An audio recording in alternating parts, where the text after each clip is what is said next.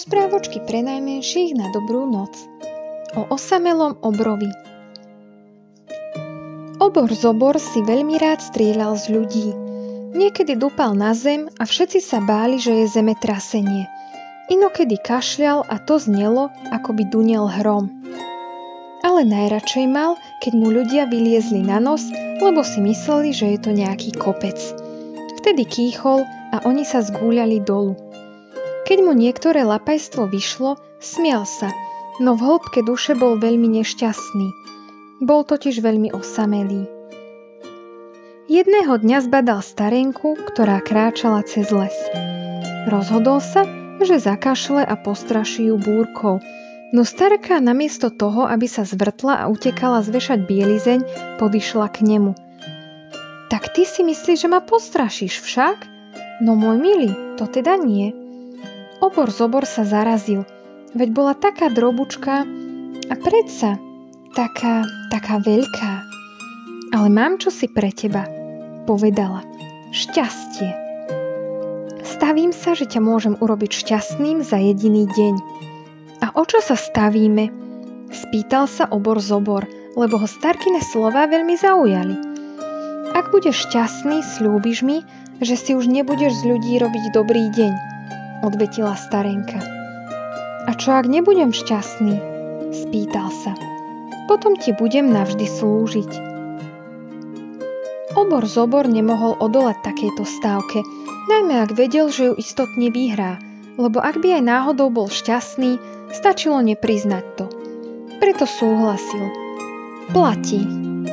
Dobre, tak to zapíme, povedala starenka a podala mu fľašu. Na našu stávku, zasmial sa Obor Zobor a naraz prehltol celý obsah fľaše. Len čo to urobil, pred očami sa mu zablíslo a začala sa mu krútiť hlava. V zápätí sa začal stvrkávať. Bol čoraz menší a menší, až napokon bola starenka vyššia než on. Vlastne z neho bol malý chlapec. Podviedla si ma, skríkol. Neboj sa, kúzlo trvá len jeden deň, utešovala ho starenka. Potom budeš opäť taký ako predtým. Obrátila sa a odišla. Obor Zobor kráčal do mesta. Kým bol veľký, stačilo mu na to 10 krokov. Teraz šiel 10 minút. Každým krokom sa cítil čoraz mrzutejší a znechutenejší. V meste stretol skupinku detí, ktoré minulý týždeň vystrašil. Trochu ich potrasiem, pomyslel si. Zabudol však, že teraz je malý a začal dúpať ako divý, aby si deti mysleli, že je to zemetrasenie. Lenže teraz sa nič nestalo. Iba deti sa na ňo prekvapene pozerali. Pozrite sa, ako ten chlapec tancuje, povedalo jedno dievčatko. Všetky deti rady tancovali a tak sa k dúpajúcemu malému obrovi pridali. Po chvíľke si Obor Zobor povedal, že deti vystraší. Naširoko otvoril veľké ústa a zareval, tak ako len najhlasnejšie vedel. Pozrite sa, hrá sa na leva, smiali sa deti. Poďme aj my revať. A tak aj urobili. Napokon to už Obor Zobor nevydržal a skríkol. Aby ste vedeli, ja som obor. Deti sa rozosmiali. Najprv tancuje, potom reve ako lev a teraz ešte aj rozpráva vtipy.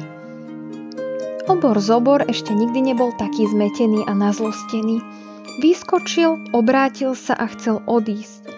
Nechoď ešte, zostaň a hraj sa s nami. S tebou je veľká zábava. Ak je tak, zostanem, pomyslel si. Možno prídem na to, ako ich ešte viac vystrašiť, keď budem opäť veľký. Celé popoludne sa deti hrali všelijaké hry a potom ho jeden chlapec pozval domov na olovrant. Keď jeho mama zistila, že večer nemá kde spať, uložila ho do hosťovskej izby. Obor Zobor ešte nikdy nespal v tak mekučkej pohodlnej postielke. Na druhý deň ráno naučil deti tie hry, ktoré sa kedysi hrával s kamarátmi on. Bol to krásny deň a Zobor si želal jediné, aby trval večne. No popoludní, keď sa v lese hrali na schovávačku, zjavila sa pred ním starenka, aby mu pripomenula, že je čas stať sa opäť obrom. Ešte skôr, než stihla niečo povedať, Zobor vykríkol. Vyhrala si, som šťastný, veľmi šťastný. Prosím ťa, nepremieňaj ma späť na obra. Potom padol na kolená a nahlas sa rozplakal. Starenka si s úsmevom siahla do vrecka. Vypij to a zostaneš malý, povedala a podala mu neveľkú fľaštičku. Ale teraz už musím utekať pozbierať bielizeň. Blíži sa búrka. Ďakujem, volal za ňou Zobor a rýchlo vytiahol z fľaštičky zátku. Ostatné deti prišli práve vtedy, keď dopil poslednú kvapku. Spolu sa vrátili do mesta na Ulovrant. Zobor sa usmieval od ucha k uchu. Ozaj, ešte sme sa ťa nespýtali, ako sa voláš. Spomenul si odrazu jeden chlapček. Malý obor Zobor sa na chvíľku zamyslel a povedal: Ja som Palček.